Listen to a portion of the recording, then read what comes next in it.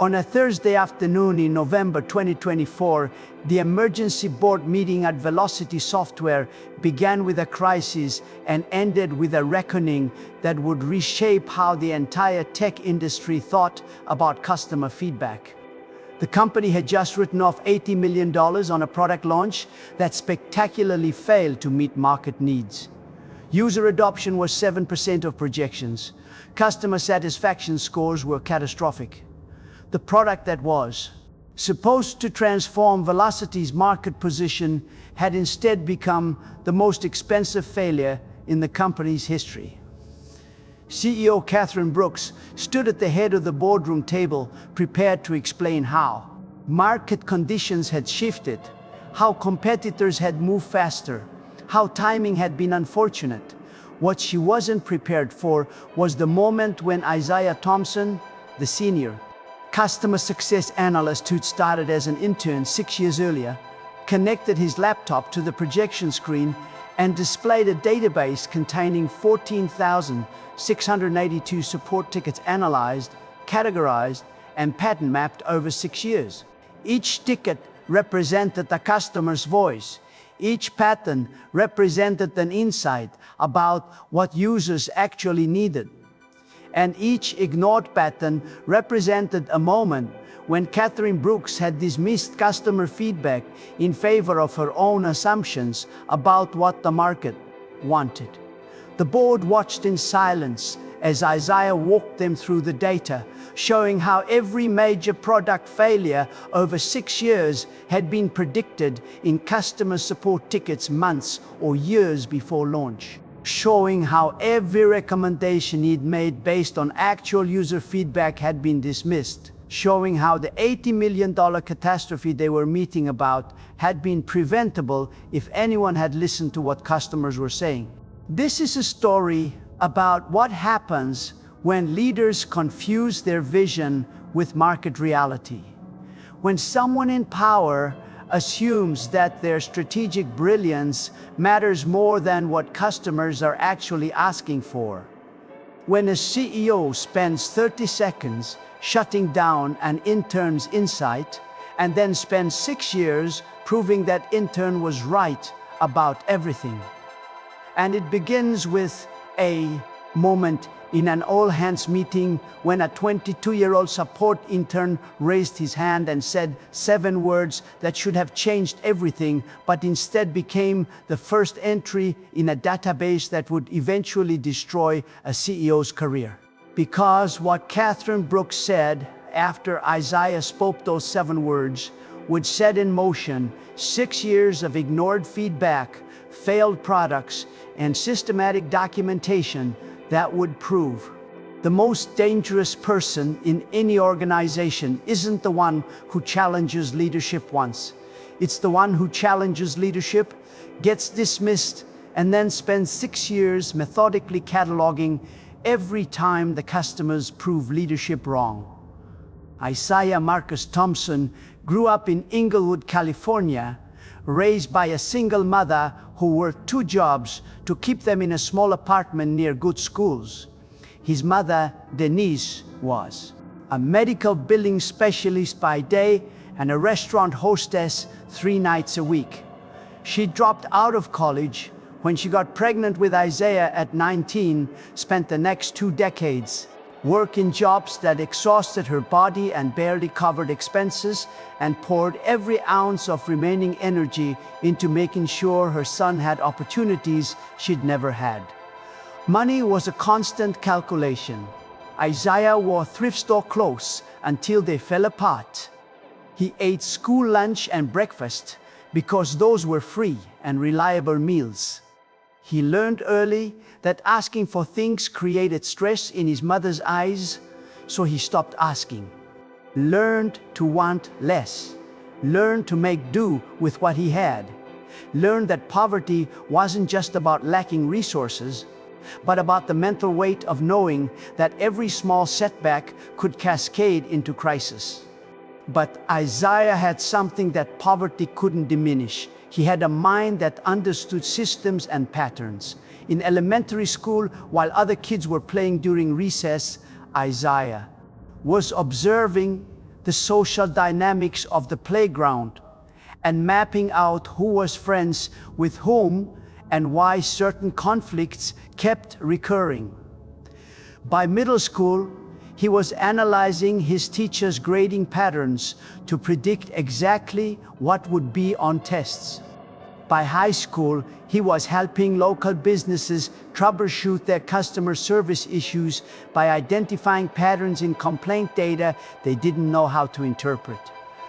He started at community college because that's what was affordable. Studied computer science while working 25 hours a week at the Target customer service desk. The job was supposed to be mindless work to pay bills. Instead, Isaiah turned it into a laboratory for understanding human behavior and problem solving. He started documenting every customer complaint, categorizing them, looking for patterns. Within 6 months, he'd identified that 73% of returns in electronics were caused by 5 specific issues that could be prevented with better product information at point of sale. He presented his analysis to the store manager with recommendations for signage changes and staff training. The manager implemented his suggestions. Returns in electronics dropped by 41% over the next quarter. The district manager noticed and asked Isaiah to analyze patterns across other departments. Within a year, Isaiah's insights had improved customer satisfaction scores across 6 Target locations in the Los Angeles area. His community college professors saw something special. They pushed him to apply for transfer to 4-year universities. Stanford accepted him with significant financial aid for junior year entry. Isaiah studied human-computer interaction and data science, graduating in 2018 with a 3.8 GPA and a portfolio of projects analyzing customer behavior patterns in digital products. That summer, he applied to 63 companies for internships and entry-level positions. He got 19 responses, 4 interviews, 1 offer. Velocity Software, a fast-growing enterprise software company based in San Francisco, offered him a summer internship in their customer support department, $15 an hour. No guarantee of full-time employment after, but it was a door into the tech industry. And Isaiah had learned that opportunity wasn't about waiting for perfect openings. It was about taking whatever door opened and proving you belonged on the other side of it. Velocity Software had been founded 8 years earlier by Catherine Brooks, a former product manager at Salesforce who'd raised $30 million in venture funding to build enterprise workflow automation tools. By 2018, Velocity had grown to 400 employees, $85 million in annual revenue, and a reputation for innovative products that promised to revolutionize how companies managed internal processes. Catherine Brooks had built Velocity on a specific philosophy. Product excellence came from visionary leadership, not customer surveys.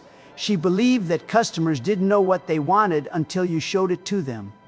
That Steve Jobs hadn't built the iPhone by asking people what they needed.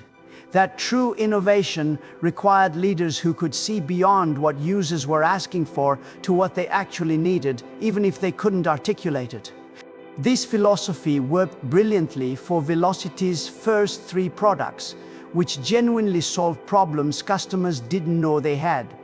But by 2018, Catherine's confidence in her own vision had evolved into something more dangerous. She'd stopped distinguishing between insights that came from deep understanding of user needs and assumptions that came from her own preferences. She'd started confusing users don't know what they want with users don't want what I'm building, but I'm going to build it anyway because I know better. When 22-year-old Isaiah Thompson walked into Velocity's San Francisco office for his first day of internship in June 2018, he was assigned to Tier 1 customer support, the lowest level of customer interaction. The people who answered basic questions, troubleshot simple issues, and escalated complex problems to senior support staff. It was considered entry-level work that didn't require much skill or insight. Answer tickets, follow the script, close cases, repeat. Isaiah approached it completely differently. He didn't just answer tickets, he analyzed them. He created a personal database where he logged every customer issue with detailed categorization, product area, issue type, user role, company size, frequency, resolution time, customer satisfaction rating.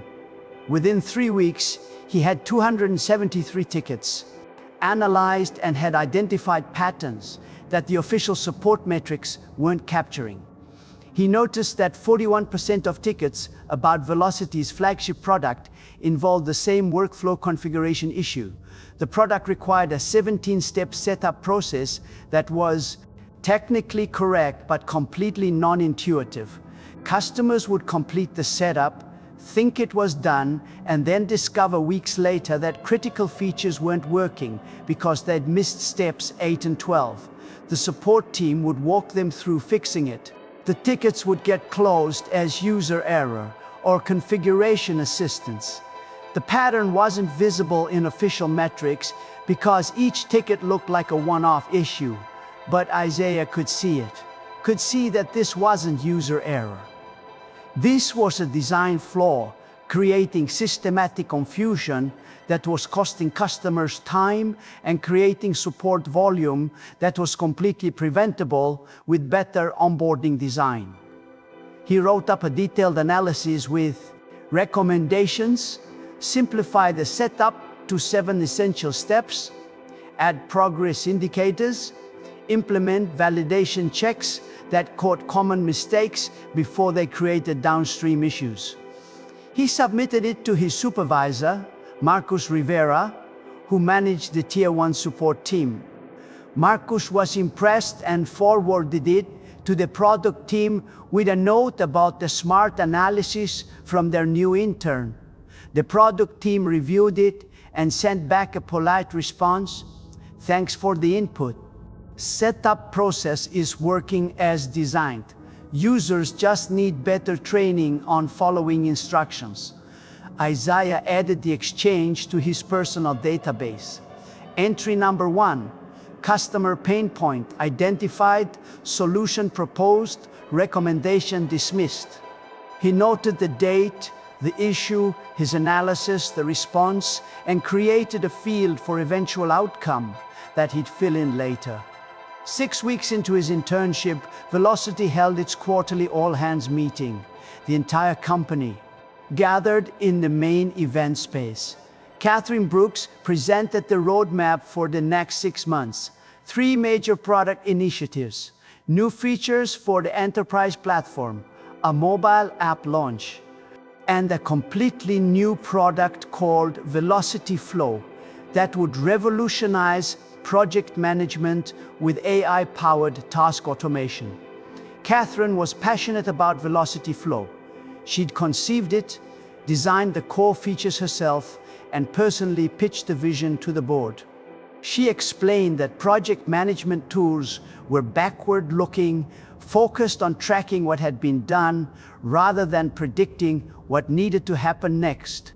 Velocity Flow would use machine learning to analyze project patterns and automatically suggest next steps, assign tasks, and flag potential delays before they happened. After the presentation, Catherine opened the floor for questions. Most were softballs about timelines and implementation details. Then Isaiah raised his hand. Catherine nodded at him. "Yes, the young man in the back." Isaiah stood up. "Hi, I'm Isaiah Thompson. I'm a summer intern in customer support. I have a question about Velocity Flow." "Go ahead." "Based on the support tickets I've been analyzing, our customers' biggest complaint about project management isn't lack of automation. It's that they can't easily see the status of interdependent tasks across teams. They want better visibility and communication tools, not AI making decisions about task assignment. Have we validated that customers actually want automated task suggestion, or are we building features we think are innovative without confirming market need? The room went silent. You could feel the air pressure change. Catherine's expression shifted from welcoming to cold in about half a second. How long did you say you've been here? 6 weeks, ma'am. 6 weeks. And in those 6 weeks of answering basic support tickets, you think you understand our market better than our product team, our customer success leaders, and myself? I'm not saying I understand the market better. I'm saying the support tickets show a clear pattern of what customers are actually requesting, and it's different from what Velocity Flow is designed to deliver. Catherine's smile was sharp and patronizing. Let me explain something about innovation. Customers don't ask for revolutionary features. They ask for incremental improvements to what they already know. If we only built what customers explicitly requested, we'd never create anything truly transformative. That's why we have vision. That's why we have leadership. That's why we don't design products by committee based on support tickets. She paused for effect. Velocity Flow is going to change how companies think about project management. I appreciate your enthusiasm, but I suggest you focus on learning our existing products before offering opinions about strategic product direction you don't have the experience or context to evaluate. The dismissal was complete. 30 seconds from question to shutdown. Isaiah sat down, face burning. A few colleagues gave him sympathetic looks. Most avoided eye contact. Catherine moved on to the next question like nothing had happened. That evening, Isaiah opened his personal database and created a new entry. Entry number 18, Product Development Direction, questioned based on customer ticket analysis. Recommendation, validate Velocity Flow assumptions against actual customer requests before committing development resources. Catherine's response, dismissed, based on my inexperience and lack of strategic context. He added fields for launch date, adoption metrics, and customer feedback. Fields he would fill in over the coming months as Velocity Flow went. From concept to launch to catastrophic market failure. At the end of summer, Velocity offered Isaiah a full-time position, customer support specialist, level 1, $48,000 per year.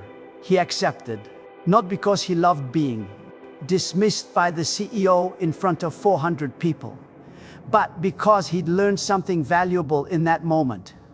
Catherine Brooks believed she could ignore customer feedback because her vision was more important than market reality. And someone needed to document what happened when that belief collided with actual user needs. Also, Isaiah needed the job, needed to pay rent, help his mother, build his career, but he made himself a promise. He would keep doing his job excellently, keep analyzing every support ticket that came through, keep identifying patterns, keep documenting every time customer feedback pointed one direction and Velocity's leadership went another, because eventually reality would make his case for him. And when it did, he'd have comprehensive documentation of every warning sign that had been ignored. Over the next 6 years, Isaiah became Velocity's most insightful customer support analyst while simultaneously becoming Catherine Brooks's most ignored voice. He identified patterns that no one else saw because no one else was looking at customer feedback as systematic data rather than individual complaints. He built a database that grew from hundreds to thousands to eventually 14,682 analyzed tickets, each one categorized, tagged, and connected to broader patterns about what customers actually needed. Entry number 47, March 2009. Support tickets showed customers struggling with Velocity's mobile app because it required constant internet connectivity. Users in areas with poor coverage or who traveled internationally complained that the app became unusable offline. Isaiah documented the pattern affecting 23% of mobile users and recommended implementing offline functionality with sync when connectivity restored. Product team response: mobile first means cloud first. Offline functionality is legacy thinking. Users need to upgrade their connectivity, not have us build for poor networks. When the mobile app launched with no offline capability, adoption stalled at 11% of target users. Customer satisfaction scores for mobile were 42%. Velocity's competitor launched an offline-capable app 6 months later and captured the market segment Velocity had abandoned. Cost of ignoring Isaiah's analysis: estimated 18 million in lost revenue over 2 years. Entry number 89, November 2019. Tickets revealed that Velocity's pricing structure was confusing to small and medium businesses. The enterprise focus meant features were bundled in ways that forced smaller companies to pay for capabilities they didn't need. Isaiah identified that 37% of SMB trial users abandoned during pricing evaluation, citing unclear value for price point. He recommended creating a simplified SMB tier with just the core features at a lower price. Sales leadership response: we're an enterprise company. SMB market isn't our focus. Users who can't afford enterprise pricing aren't our target customer. Velocity's main competitor launched an SMB-focused tier the next year and captured 43% of that market segment. 3 years later, when enterprise sales slowed, Velocity tried to pivot to SMB, but found the market already captured by competitors who'd listened to that customer segment earlier. Cost of ignoring Isaiah's analysis: estimated 32 million in missed market opportunity. Entry number 143, July 2020. Velocity Flow launched. Isaiah had been tracking pre-launch customer feedback. Beta users were confused by the automated task suggestions. They wanted more control, not less. They wanted transparency about why the AI was making suggestions, not black box automation. User interviews showed 68% preferred manual task assignment with better visibility tools over automated assignment with AI. Isaiah compiled a comprehensive report with beta user feedback, engagement metrics showing automated features had low adoption, and recommendations to pivot toward collaboration and visibility tools that users were actually requesting. Product team response: beta users always resist change. Once they experience the power of AI automation, adoption will increase. We're proceeding with launch as planned. Velocity Flow launched in September 2020 with massive marketing budget and Catherine's personal endorsement as Velocity's most innovative product. Initial customer acquisition was strong based on the hype. Then actual usage began. Customers tried the automated task features, found them intrusive and unreliable, and turned them off. Engagement metrics showed 71% of users disabled AI features within the first month. Customer satisfaction scores were abysmal. Feature requests were all about adding manual controls and visibility that Velocity Flow's architecture wasn't designed to support. By March 2021, Velocity Flow's retention was 23%. Velocity had invested $12 million in development and 8 million in marketing for a product that customers were abandoning because it didn't solve the problems they actually had. Catherine blamed poor market timing, insufficient user education, and competition.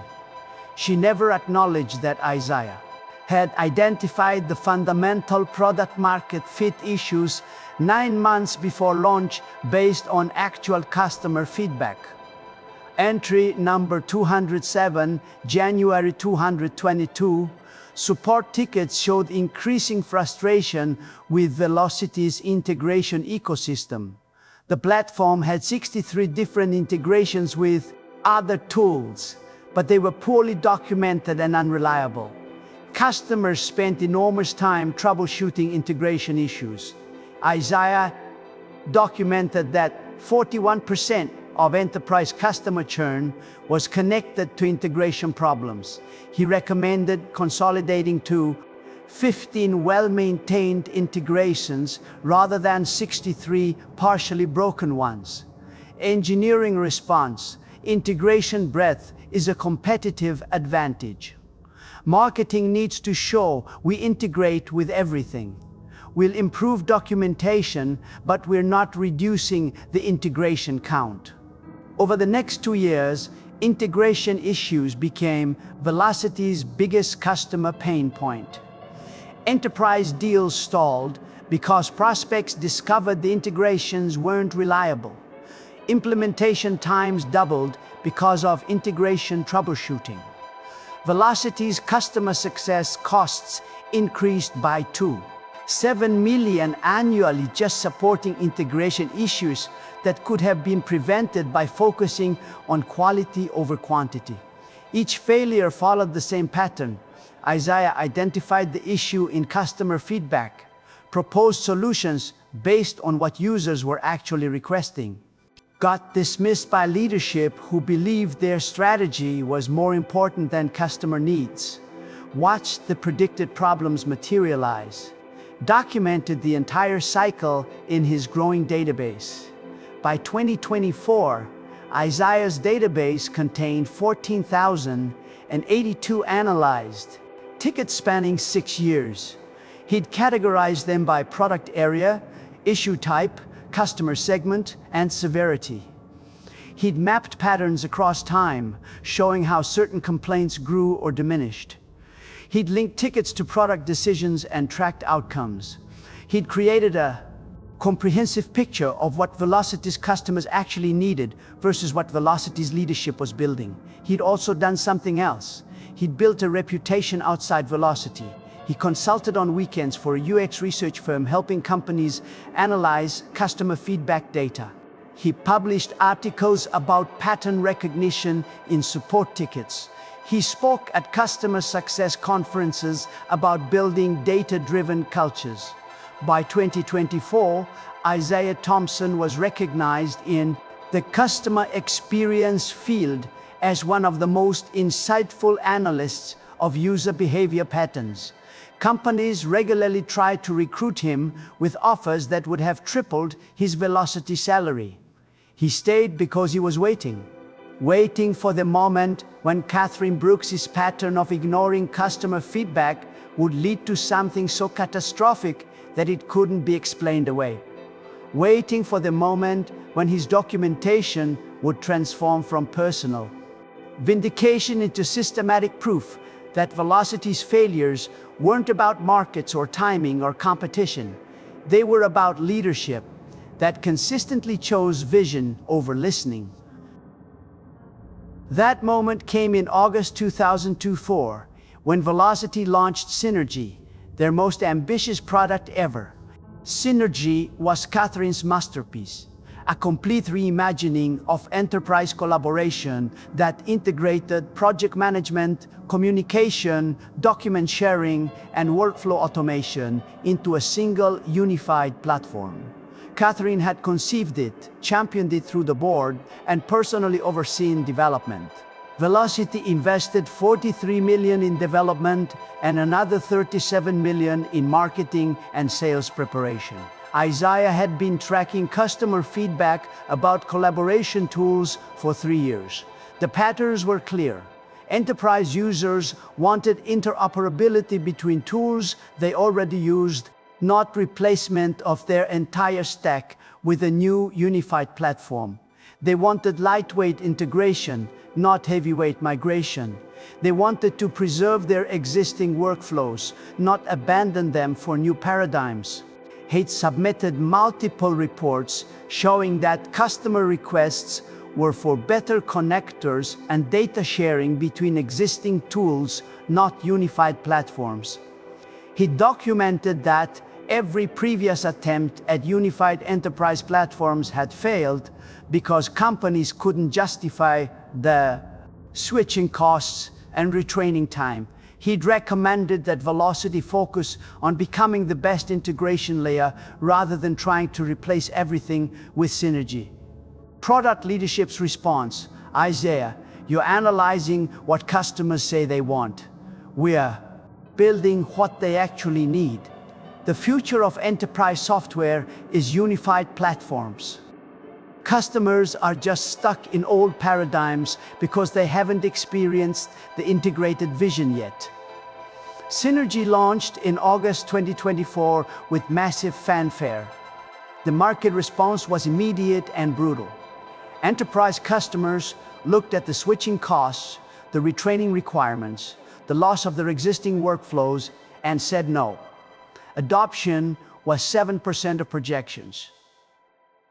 Of the companies that did adopt, 63% abandoned implementation within 90 days. Customer satisfaction scores were the lowest in Velocity's history. By October, Velocity had written off $80 million in development, marketing, and lost opportunity costs. The stock price dropped 41%. Major customers were threatening to leave the platform entirely. The board called an emergency meeting to understand how their most expensive product launch had become their biggest disaster. Catherine Brooks prepared to present her analysis of market conditions, competitive dynamics, and unfortunate timing. What she didn't know was that Isaiah Thompson had requested permission to present customer data analysis to the board. And what he was about to show them would end her career and transform how Velocity thought about product development. The emergency board meeting convened on October 17, 2024 at 10 in the morning. 9 board members sat around the table looking grim. Velocity's stock price was in freefall. Customers were defecting. The $80 million synergy disaster threatened the company's viability. Catherine stood ready to explain how this perfect storm of market factors had undermined an otherwise brilliant product. Board Chairman Michael Rodriguez started the meeting. Catherine, before we hear your presentation, Isaiah Thompson from our customer success team has requested time to present analysis of customer feedback patterns over the past 6 years. The board agreed this context might be valuable for understanding what happened with Synergy. Isaiah, you have 45 minutes. Catherine's expression flickered, confusion mixed with irritation. Why was a support analyst presenting to the board during a crisis meeting? Isaiah connected his laptop to the projection screen. The first slide appeared: 6 years of customer voice, comprehensive analysis of 14682, support tickets and their predictive patterns. He began speaking, his voice steady and data-focused. Over the past 6 years, I've personally analyzed every customer support ticket, feature request, and user feedback submission that came through Velocity's systems. This represents 14,682 distinct customer interactions, each one categorized, pattern mapped, and tracked over time. What I'm about to show you is how customer feedback consistently predicted every major product failure at Velocity, and how those predictions were consistently dismissed by leadership. The board members leaned forward. Catherine had gone very still. Isaiah pulled up his first major example. Entry number 18 from my database, dated June 22, 2018. During an all-hands meeting, I raised a question about velocity flow based on patterns I was seeing in support tickets. Customers were requesting better visibility and communication tools for project management, not AI-powered automation. I asked if we'd validated that customers wanted automated task suggestions. He played the audio recording from the all-hands meeting. Catherine's voice filled the boardroom. How long did you say you've been here? 6 weeks. And in those 6 weeks of answering basic support tickets, you think you understand our market better than our product team? Isaiah let the recording finish, then displayed the outcome data. Velocity Flow launched September 2020. Customers disabled the AI automation features at a rate of 71% within the first month. Retention was 23%. Total cost of the product failure, $20 million. Customer feedback predicted the failure 18 months before launch. The prediction was dismissed. He moved to the next example. Entry number 47, mobile offline functionality. Showed the customer ticket patterns, showed his recommendation, showed the dismissal, showed the adoption failure, and the competitor who captured the market by building what users actually requested. Cost $18 million in lost revenue. Entry after entry, pattern after pattern, each time showing the customer feedback, his analysis, his recommendation, the leadership dismissal, and the eventual outcome that proved the customers had been right and leadership had been wrong. The board members' expressions evolved from curious to shocked to horrified as the pattern became undeniable. This wasn't about one product failure. This was about 6 years of systematic dismissal of customer voice in favor of leadership assumptions that consistently proved wrong. Isaiah reached entry number 398, the synergy analysis. He displayed the customer feedback from 2021 through 2024, showed the clear pattern of users requesting integration tools, not platform replacement, showed his multiple reports recommending against the unified platform approach, showed leadership's responses about building what customers actually needed versus what they said they wanted. Then he showed the synergy outcomes: 7% adoption, 63% abandonment during implementation, $80 million written off, customer satisfaction scores at all-time lows. He turned to face the board directly. Every major product failure at Velocity over the past 6 years was predicted by customer feedback patterns. Every prediction was documented in reports submitted to product leadership. Every report was dismissed with variations of the same reasoning. Customers don't know what they want. We're building what they actually need. We're more strategic than reactive customer feedback. He paused. The pattern isn't that our products are bad. It's that we've built a culture where leadership assumptions are valued more than customer data, where asking what users actually need is treated as lack of vision rather than essential product validation, where the person closest to customer voice, support analysts like me, are dismissed because we're not senior enough to understand strategy. The boardroom was silent. Catherine looked like she wanted to argue but couldn't find the words. Because what could she say? The data was undeniable. 14,000 tickets, 6 years of patterns. Prediction after prediction that had proven correct while her dismissals had proven catastrophically expensive. Board member Jennifer Martinez spoke first, her voice tight with controlled anger. Catherine, you shut down Isaiah's question about velocity flow in 30 seconds, called him inexperienced, said he didn't have strategic context. That product cost us $20 million and failed for exactly the reasons he predicted. Another board member, David Chen, pulled up his own notes. I'm looking at the synergy business case you presented to this board. You told us customer validation showed strong demand for unified platforms. Was that true? Catherine's face had gone pale. The Customer Advisory Board expressed interest in integration. The Customer Advisory Board is 8 executives from companies already heavily invested in Velocity. Did you survey the broader customer base?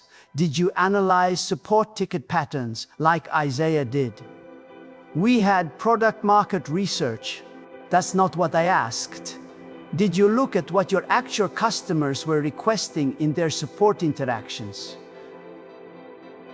Silence. Michael Rodriguez, the board chairman, pulled out the quarterly reports from the past 6 years. Catherine, I'm seeing a pattern here. Velocity flow failure, 20 million. Mobile adoption shortfall, 18 million. SMB market missed opportunity, 32 million. Integration ecosystem costs, 7 million annually. And now synergy, 80 million. That's 170 million in preventable failures over 6 years. He looked at Isaiah, and you documented all of these with customer feedback predictions before they happened? Yes, sir. Every major failure was predicted in customer support patterns. I submitted formal analysis for each one. The recommendations were dismissed as lack of strategic thinking or insufficient understanding of innovation versus customer requests. The board went into executive session. Catherine and Isaiah were asked to leave. 2 hours. Later, the decision was announced. Catherine Brooks was removed as CEO effective immediately. The board was launching a comprehensive review of product development processes with focus on incorporating customer feedback at every stage. And they were offering Isaiah Thompson, the newly created position of Chief Customer Officer, reporting directly to the board. Isaiah accepted on one condition, that Velocity implement a formal process requiring all product decisions to be validated against customer support patterns, feature requests, and usage data before development resources were committed. That no product roadmap could be approved without documented customer validation. That the voice closest to customers, the support team, would have authority to challenge product decisions with data. And those challenges would require formal response rather than dismissal. The board agreed. They also agreed to Isaiah's second condition, comprehensive analysis of all products in development to identify which ones aligned with customer needs versus leadership assumptions, with authority to cancel or redirect any that failed validation. Isaiah's first action as Chief Customer Officer was to cancel 3 products in the pipeline that his customer feedback analysis showed would fail for the same reasons Synergy had failed. The product teams were furious. But when Isaiah presented the customer data showing 0 demand for what those products delivered, the decision stood. His second action was to implement a new product development framework. Every product initiative now required documented customer validation, support ticket analysis, user interviews, beta testing with real usage metrics.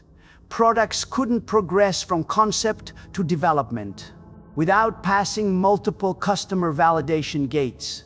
And the support team, the people who heard customer feedback daily, had formal authority to halt products that weren't meeting actual user needs. The transformation was dramatic. Within 6 months, Velocity launched 2 new products based directly on patterns Isaiah had identified in support tickets. Both exceeded adoption targets because they solved problems customers had been explicitly requesting. Customer satisfaction scores increased for the first time in 3 years. Churn rates dropped. The story went public 8 months later when a tech industry journalist wrote about Velocity's remarkable turnaround. How one support analyst's 6-year database, Save the Dying Company, became a viral case study.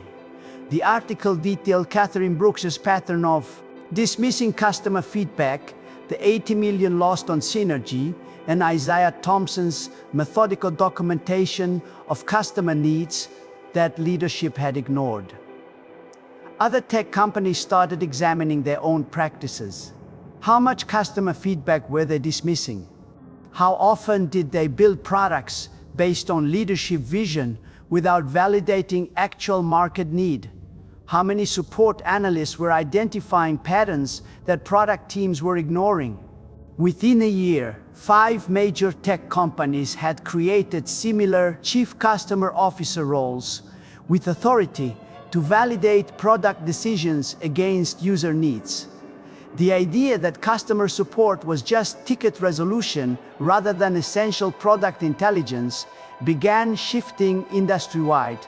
Catherine Brooks became a cautionary tale.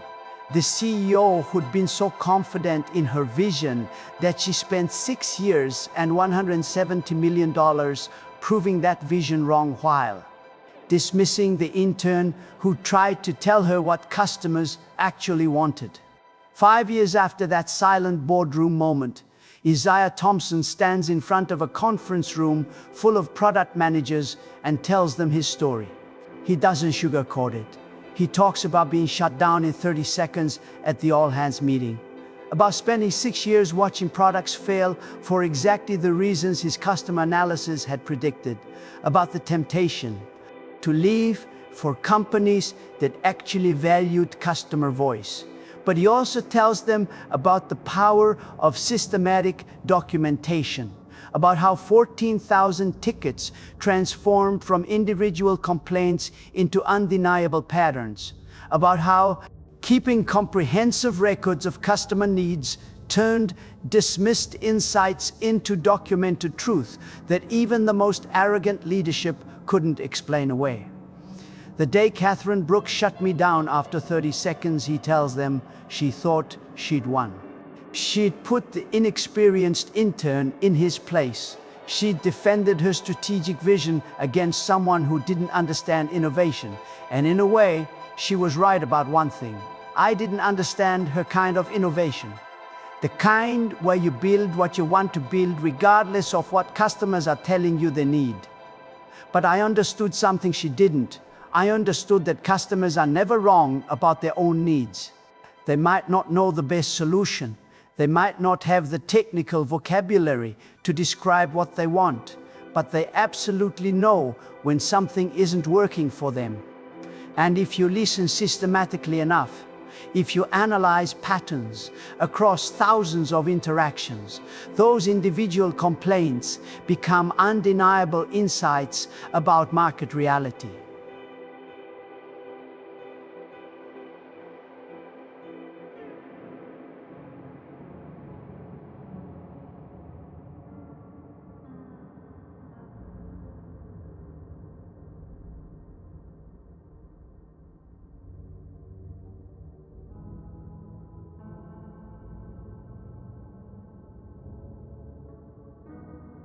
Documenting what customers were asking for.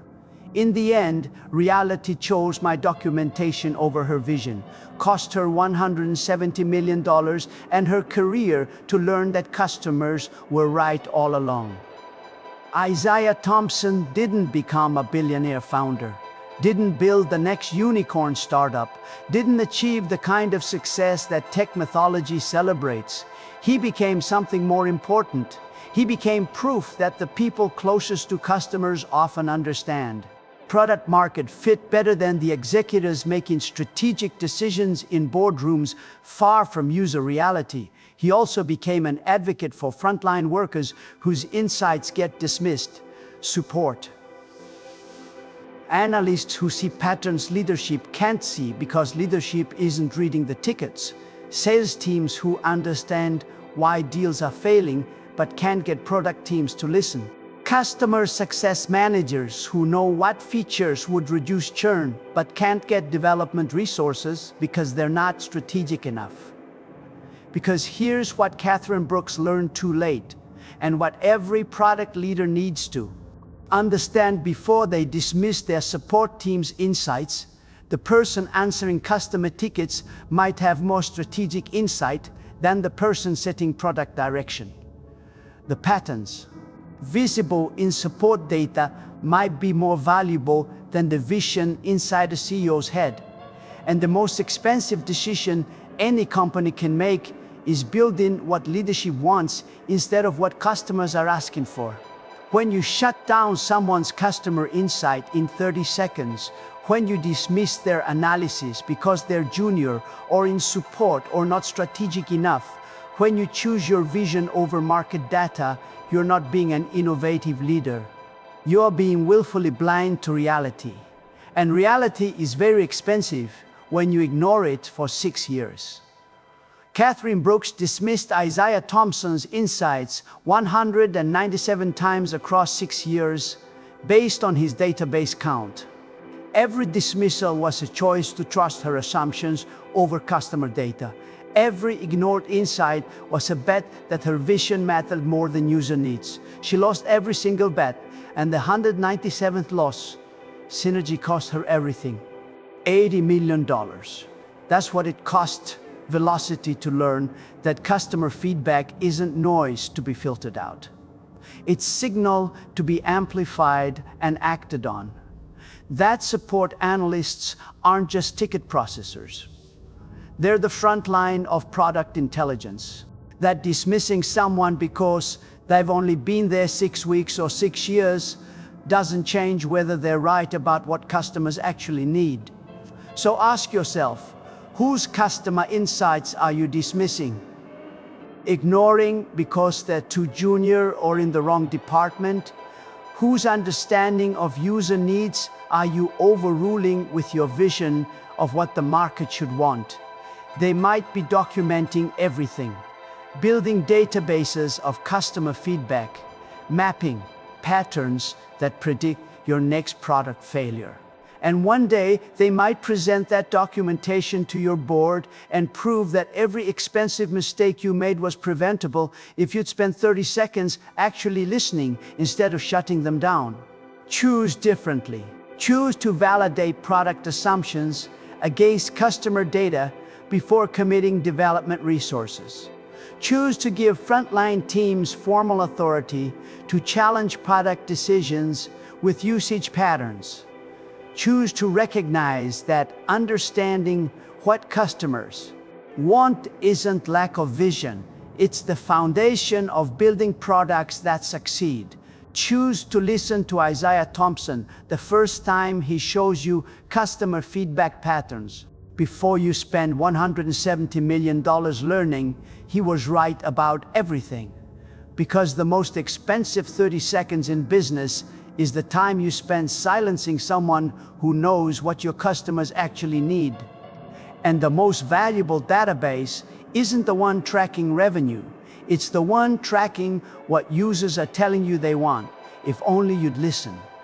This story is a fictionalized account inspired by real patterns in tech companies that prioritize founder vision over customer validation and the critical insights that frontline support teams often possess. In an industry that celebrates visionary product thinking, choose to be the leader who understands that true vision includes seeing what customers actually need, not just what you want to build. Choose to build products people want, not products you think they should want. Choose to amplify customer voice, not dismiss it. Choose to recognize that the most strategic product decision is building what users will actually adopt. Choose to spend 30 seconds listening before you spend 6 years failing. Choose customer data over assumptions. Choose documented patterns over brilliant vision. Choose to understand that, in the end, customers decide what succeeds, and the leader who listens to them wins while the leader who dismisses them loses everything.